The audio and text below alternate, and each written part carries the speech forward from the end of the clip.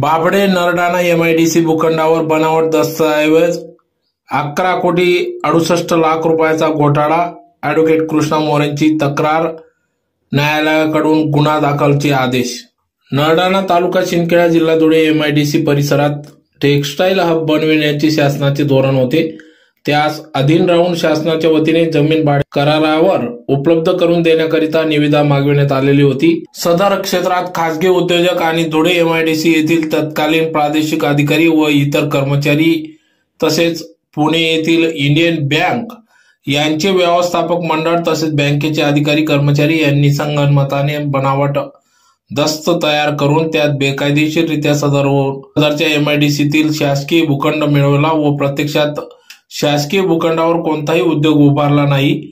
तेथे कोणत्याही प्रकारचे उत्पादन न घेता केवळ उद्योग उभारणे व उत्पादनाचा दिखावा करून शासनाची फसवणूक करून कट कारस्थान रचून सदर शासकीय भूखंडाचे मूल्यांकनापेक्षा अधिक पटीचे कोट्यवधी रुपयांचे कर्ज शासकीय भूखंडच तारण ठेवून लाटले, अशी माहिती या ठिकाणी ॲडव्होकेट कृष्णा मोरे यांनी पत्रकार परिषदेतून दिले। तर या गैरप्रकरणी माजी सदस्य विभागीय अँटी करप्शन कमिटी आयुक्त कार्यालय नाशिक ॲडव्होकेट कृष्णा मोरे यांनी माहिती अधिकारात माहिती मागवली। त्यानुसार दस्तऐवज आधारे गैरव्यवहाराची बाब त्यांनी उघडकीस आणली असून या संदर्भात फौजदारी गुन्हे दाखल करण्यात कारवाई होण्यासाठी तक्रार केली होती। मात्र सदर बाब योग्य ती कारवाई न झाल्याने त्यांनी थेट शिंदखेडा न्यायालयात दाद मागितली। तर त्या अनुषंगाने या ठिकाणी श्रीमती व्ही.ए. नाईक दंडाधिकारी वर्ग 1 शिंदखेडा यांनी कामकाजानंतर निष्कर्ष नोंदविला की आरोपितांनी संगनमताने बनावट दस्त तयार करून शासकीय भूखंड मिळवला असून त्या आधारे कोट्यवधींचे कर्ज काढून भूखंडास कर्जासाठी तारण ठेवले। प्रत्यक्षात उद्योगासाठी इमारत काम पूर्ण न करता उद्योग बंद अवस्थेत पडून आहे, त्यामुळे शासकीय मालमत्तेचा दुरुपयोग होऊन अपहार झालेला आहे। त्या अनुषंगाने येथील सदरचे प्रकरण हे मोठे असून यात इतर व्यक्तींची देखील शक्यता नाकारता येत नाही। न्यायदंडाधिकारी वर्ग 1 शिंदखेडा श्रीमती व्ही.ए. नाईक यांनी शिंदखेडा पोलिसांना Sachin Bhigchand Jain, big P properties private limited, doctor Arun Kumar Ratanlal Jain, doctor Pritesh Naresh Monot, Punit Ramesh Agarwal, Atithi Pankaj Agarwal, Sheetal Mahavir Jain, Jagdish Ashok Khalane, Sunil Murlidhar Ladani, K Mundada, Rajshree Jain, Deepak Sonawane, Gaurav Kashyap, Umang Agarwal, Nitin Bhimrao Kadavkar, Naresh M Munot तसेच एमआयडीसी अधिकारी Jitendra S Kakuste, Namrata Pawar, Arun Anandkar, S M. Bor, R S. Bairam, S B. Pote, V M. Chaudhari, SM. वैजापूरकर, ND. सेवाडे, एमआयडीसीचे विधी व कायदेशीर सल्लागार ॲडव्होकेट योगेश महाजन तसेच इंजिनियर बँक पुणेचे व्यवस्थापक मंडळ शाखा व्यवस्थापक चंदन ईश्वर गोस्वामी, जी जयशंकर, दीपक दुबे वगैरे आदींविरुद्ध विविध कलमान्वये फिर्याद दाखल करण्याचे आदेश शिंदखेडा पोलिसांना दिले असून याकडे पोलीस प्रशासन कितपत लक्ष देते याकडे सर्व जनतेचे लक्ष लागून असून या ॲडव्होकेट कृष्णा मोरे यांची बाजू ॲडव्होकेट सी.जे. सोळशी यांनी भक्कमपणे मांडली। त्यांना या कामी ॲडव्होकेट निलेश माडी, ॲडव्होकेट आनंद कुलकर्णी यांचे सहकार्य लाभले असून सदरचा हा घोटाळा फक्त 11 कोटी 68 लाखाचा नसून अजून यात कोटी रुपयांचा घोटाळा वाढणार असल्याचं देखील या ठिकाणी ॲडव्होकेट कृष्णा मोरे यांनी पत्रकार परिषदेतून माहिती दिली। नरडाणा एमआयडीसी मध्ये शासकीय भूखंडावर बेकायदेशीर दस्तऐवज तयार करून कोट्यवधी रुपयांचे कर्ज लाटण्यात आलेला आहे। या संदर्भातला जो विषय आहे ज्याची मला माहिती मिळाली त्यानंतर मी या संदर्भातली सगळी माहिती घेतली। माहिती घेतल्यानंतर माझ्या अशा लक्षात आलं की या ठिकाणी मोठ्या प्रमाणात गैरव्यवहार झालेला आहे।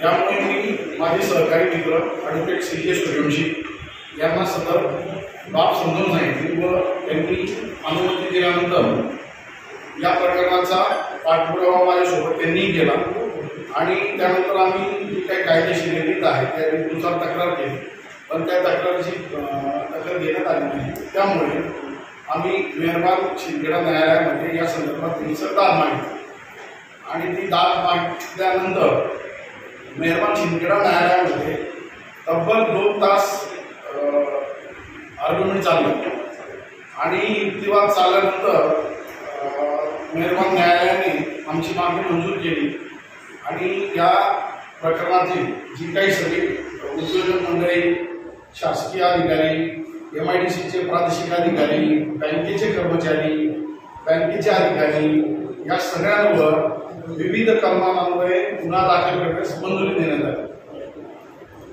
यात प्रामुख्याने विशेष बाब नोंदवायची म्हणजे महाराष्ट्राच्या एकंदरीत बँकिंग क्षेत्राचा जर विचार केला आपण तर संचालक मंडळावर प्रथमतः गुन्हा दाखल होण्याची पहिली वेळ आहे।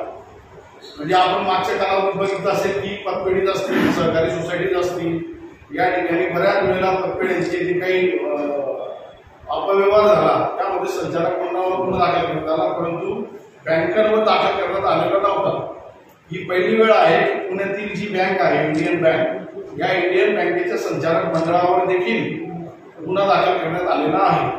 आणि यामध्ये जी मंडळी होती, जी काही शासकीय स्तरावरची, निमशासकीय स्तरावरची, ज्यांचं असं मत होतं की याचाच आमचा रोल काही नाही, पण मेहरबान न्यायालयात आमचे सूर्यवंशी साहेब युक्तिवादात हे पटवून देण्यास सक्षम ठरले की यामध्ये सगळ्या ठिकाणी ब्युरोक्रेट्सचा रोल होतो आणि या ब्युरोक्रेट्सच्या रोलमुळेच ही सर्व परिस्थिती निर्माण झालेली आहे।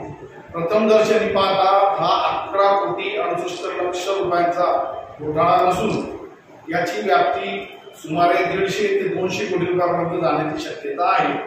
या संदर्भामध्ये मी स्वतः माननीय गृहमंत्री तथा मुख्यमंत्री महाराष्ट्र राज्य यांची भेट देणार आहे, कारण या गुन्ह्याची व्याप्ती पाहता न्यायालयाने असं निष्कर्ष नोंदवला आहे की सदर गुन्ह्याचा तपास हा करणं माझ्यासारख्या सामान्य कार्यकर्त्याला शक्य नाही।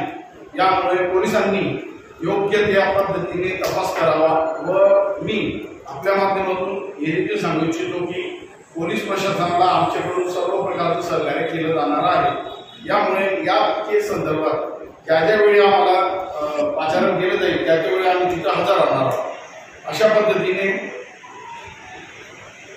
बनावट दस्तावेजांच्या आधारे धुळ्यामध्ये जे काही MIDC क्षेत्र विकसित करण्यात आलेलं आहे त्या क्षेत्राचाच टर्नओव्हर 2,000 ते 5,000 कोटीचा ऑलरेडी होता। आता या ठिकाणी मागच्या महिन्यामध्ये सन्माननीय जे काही राजकीय प्रतिनिधी आहेत ते येऊन गेले सगळे, त्यांचे प्रयत्न जे आहे आपल्या शहराला पुढे घेऊन जाण्याचा आहे, त्याच्यात आम्ही त्यांच्यासोबत आहोत। यामध्ये आमचं म्हणणं एवढंच आहे की जे पांढरपेशी गुन्हेगार आहेत, जे शासकीय योजनांचा किंवा शासकीय नियमांचा त्यांच्या स्वतःच्या उपयोगासाठी, त्यांच्या स्वतःच्या लाभासाठी, त्यांच्या स्वतःच्या घरच्यांच्या लाभासाठी उपयोग करून देतात, अशा शासकीय अधिकारी व कर्मचारी यांच्यावर कार्यवाही होणं गरजेचं आहे। जर एक सामान्य व्यक्ती गेला MIDCच्या क्षेत्रामध्ये की मला उद्योग टाकायचा आहे, मला जागा मिळायला हवी, तर त्याला नाकी न येऊन जातो पण त्याला जागा मिळत नाही। आणि या मंडळींनी जसे लँड माफिया, भूमाफिया, महसूल विभागामध्ये मोठमोठे लेआउट पाडले जातात त्या पद्धतीने यांनी MIDCचं क्षेत्र सांभाळून ठेवलेलं आहे। म्हणजे तुम्ही आज जाणार, कोणी पण पैसे मोजायचे, तुम्हाला नंडाणा, त्याच्यानंतर नवापूर, चाळीसगाव, धुळे, कुठल्याही MIDC ते तुम्हाला प्लॉट उपलब्ध करून देते। तुम्ही त्यांना फक्त पैसे मोजायचे, हे तुम्हाला सगळं तुम्ही जितका प्लॉट सांगणार तितका प्लॉट उपलब्ध करून देते। म्हणजे या अशा पद्धतीने ही जी संगनमत आहे, या संगनमताला जी लोक जबाबदार आहेत त्यामध्ये राजकीय प्रतिनिधींना ही लोक दिशाभूल करतात असं माझं व्यक्तिगत म्हणणं आहे। राजकीय लोकांचा उद्देश खूप चांगला आहे की शहराने प्रगती झाली पाहिजे, शहरामध्ये विकास आले पाहिजे, विकासात्मक दृष्ट्या रोजगार निर्माण झाला पाहिजे, शहरात मोठे उद्योग आले पाहिजे, पण त्या उद्योगांबरोबर ही असे ते पांढरपेशी आहेत जे फक्त शासनाचा भूखंड शासनाकडे म्हणजे बँकेकडे तारण ठेवून कोट्यवधी रुपयांचे कर्ज घ्यायचं आणि तो उद्योग बंद करायचा, म्हणजे अशा प्रकारचा उद्योग यांच्या मार्फत चालवला जात आहे। मी फक्त एकाच कंपनीच्या संदर्भामध्ये सर्व तक्रार नोंदवली होती, मेहरबान न्यायालयाने ती मंजूर केली। त्यानुसार आता पोलीस प्रशासनाकडे विनंती करण्यात येत आहे की त्यांनी यामध्ये योग्य ते जे गुन्हेगार असतील, ज्या समाविष्ट लोक असतील त्यांच्या संदर्भात कारवाई करावी अशी माझी आपल्या मार्फत विनंती आहे।